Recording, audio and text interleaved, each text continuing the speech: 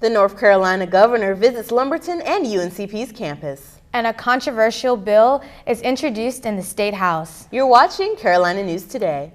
Carolina News Today is brought to you in part by the Wing Company of Pembroke, serving award-winning wings fresh, not frozen. Live entertainment weekly, 703 West 3rd Street in Pembroke. 10% discount for students and teachers every day. TheOriginalWingCo.com.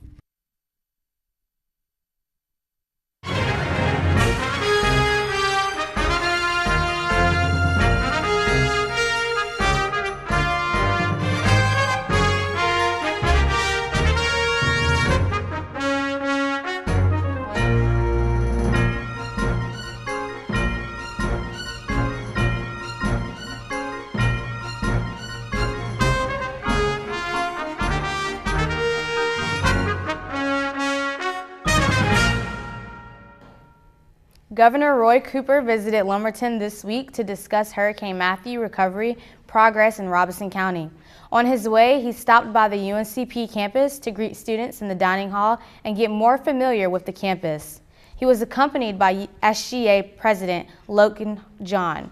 Although it just seemed like a meet and greet, SGA Senator Jordan Revels had the chance to speak with Cooper about his concerns regarding a nearby pipeline. There's a pipeline that's going to be ending a mile from UNCP, but nobody knows that.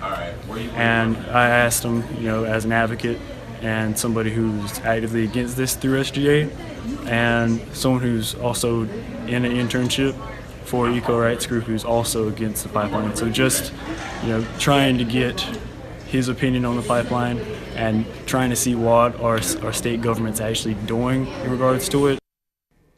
After his visit to UNCP, Governor Cooper stopped by various locations in Lumberton that were affected by Hurricane Matthew.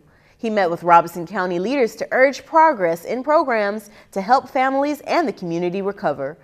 Cooper also met for roundtable discussion with local government, tribal and school leaders, and other officials. They focused on special grants and programs in Robeson County that are bringing additional resources. The governor noted that there are more than 250 families still living in hotels, more than half from this county. The search is over and UNCP welcomes a new provost. Dr. David Ward was named the next provost and vice chancellor for academic affairs. He currently serves as dean of the College of Health Professions at Armstrong State University in Savannah. He brings with him 29 years of experience in teaching, healthcare practice, and administration in higher education. The provost is ultimately responsible for about 59% of the university's annual budget, some $48 million. The provost also functions as the chief academic officer. Ward will assume his position on June 5th. The new Student Health Center is now open for business. They announced a changeover this week, temporarily closing on Monday to move whatever former belongings they'd be keeping from the site on Faculty Row. The phone numbers for medical and counseling services have stayed the same, but students should now report to the new site on Hawks Drive. The architect took an environmental literature class on a tour ahead of the move. He boasted of the building's north-south orientation and energy efficiency. Why north-south is so good, you can control the daylight without getting glare into the building, and we have minimal east-west daylight, which is harder to control the sun.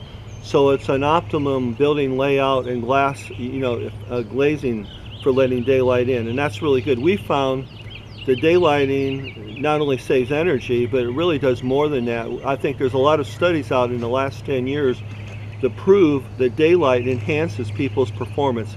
It makes you feel better, but it makes you work harder. It's just something that's very desirable.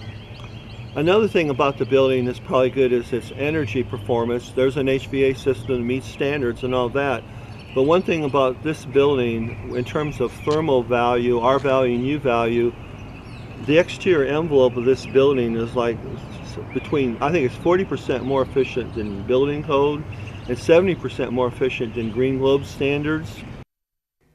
The Green Globe certification he referred to is a stamp of approval for the construction of the eco-friendly buildings and other programs that promote conservation and recycling.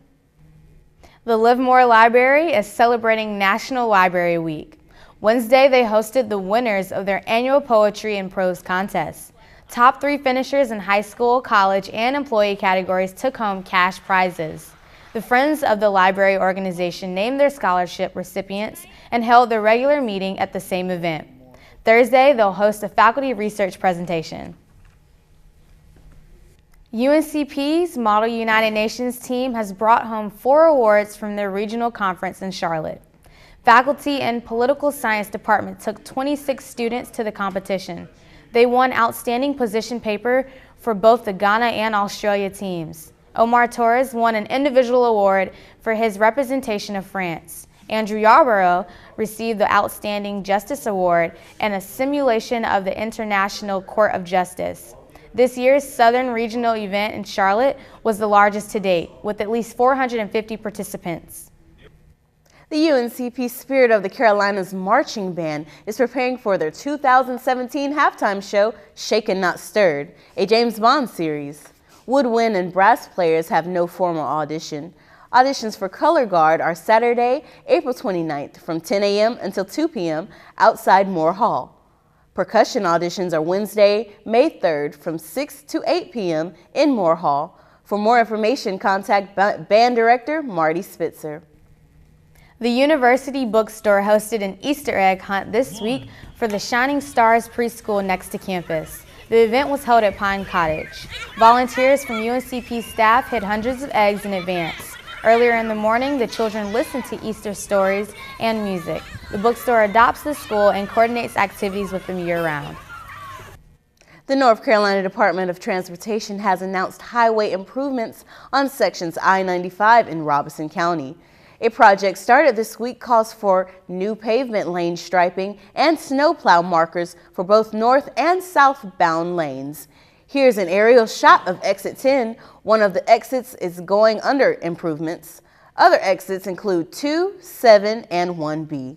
The project should wrap up by late Friday, April 28th. The DOT says they won't work weekends.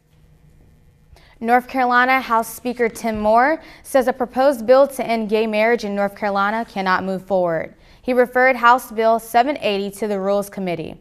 Moore and other critics of the proposal say the U.S. Supreme Court made it clear that the ban on gay marriage is unconstitutional nationwide.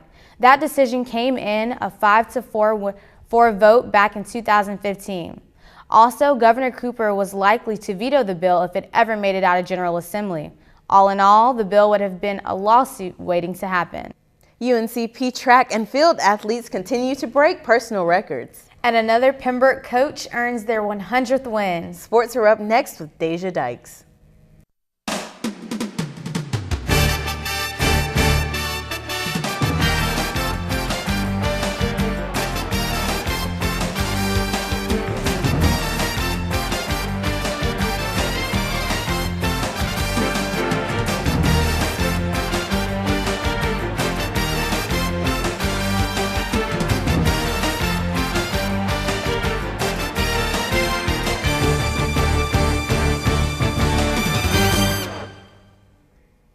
North Carolina Republicans have filed a bill that seeks to punish any college athletic conference that boycotts the state. Sponsors of House Bill 728 want state schools to withhold media rights for regular season games if their conference forbids tournament play in North Carolina. They want the schools to pull out of the conference at the end of existing media rights as well. Critics say the proposed law is aimed at the Atlantic Coast Conference, which refused to schedule tournaments in North Carolina because of the infamous House Bill 2. HB 2 prohibited state courts from hearing anti-discrimination lawsuits based on sexual orientation or gender identity. In baseball, the Braves recorded their 23rd double-digit hit attack earlier this week, beating out Wingate in a season sweep. The win marked the 6th straight win for the Black and Gold, who left the Bulldogs scoreless, winning 6-1. Pembroke scored first on the board with 2 consecutive home runs, one of those bringing in 2 runners. The Braves now travel to St. Augustine, Florida to take on Flagler University. It was senior day for the Lady Braves over the weekend as UNCP softball swept their Peach Belt opponent, Columbus State. The win marked the 4th straight victory against the Cougars, finishing 4-0 in the first matchup and 6-4 in the second. 3 Braves had multiple hits in Game 1. In Game 2, 2 Braves recorded multiple hits. The team has improved to 7-1 in their last 8 games. With the win, Coach Bennett earned her 100th career win as a coach, joining 4 previous softball coaches. Coach Bennett explained what her team needs to do to continue their winning momentum. We're just trying to ride the momentum one game at a time. You just can't think about the future. You have to be one game. So I'm just really hoping that we get on the bus and show up and play on the road and play well because we have a chance. In more softball news, the Lady Braves tied series play with Chowan this week, coming back from a 1-5 loss in the first matchup to win 6-5 in Game 2 with extra innings. The Black and Gold scored first on the board with 3 runs. The Hawks scored 4 runs in the top of the 7th to gain a 1-point lead. The Braves closed out the matchup with a run in the 9th inning. The Braves will travel to Alabama, where they'll play Montevallo. The men's and women's track and field teams racked up 11 top 10 finishes and earned 16 new personal best marks this past weekend at the UNF Invite. Devontae Norman recorded the highest finish of the day with a 4th place finish in the triple jump, while the men's 4x100 meter relay ran a season best time of 41.29 seconds to finish 4th. On the women's side, Jada Wallace earned the highest finish in the 100 meter dash, coming in 10th. The women's 4x100 relay finished in 7th place. A personal best in the hammer throw and a top 15 finish in Florida earned freshman Kelsey Sheldon Peach Belt Field Athlete of the Week recognition. Sheldon turned in a personal best mark of a little over 38 meters in the hammer throw, and as well as a 14th place finish in the javelin throw. The Braves will head to Elon this week when they compete in the Phoenix Invitational. The UNC-Pembroke's athletic department will be hosting their 5th annual Braves Club Cash Bash next week, Thursday, April 20th, presented by Southern Health at Lumbee Guarantee Bank Court. The Cash Bash is one of the department's premier fundraising events that benefits the club's scholarship fund. Proceeds from the event support all 16 varsity athletic programs, as well as more than 400 student athletes. Tickets for the event can be purchased for as little as $125. For more information, contact Adam Harding. The UNCP Spirit Squad is looking for enthusiastic cheerleaders and dancers to join their team for the 2017-2018 season. Tryouts will be held on Saturday, April 29th from 8 a.m. until 3 p.m. in the main gym of the Jones Center. This year, individuals can try out for either dance or cheerleading. For more information, contact head coach Cuthbert Bean. And that's it for sports. It's back to the studio. Thanks, Deja. That's all we've got time for. Thanks for watching. We'll be back next week.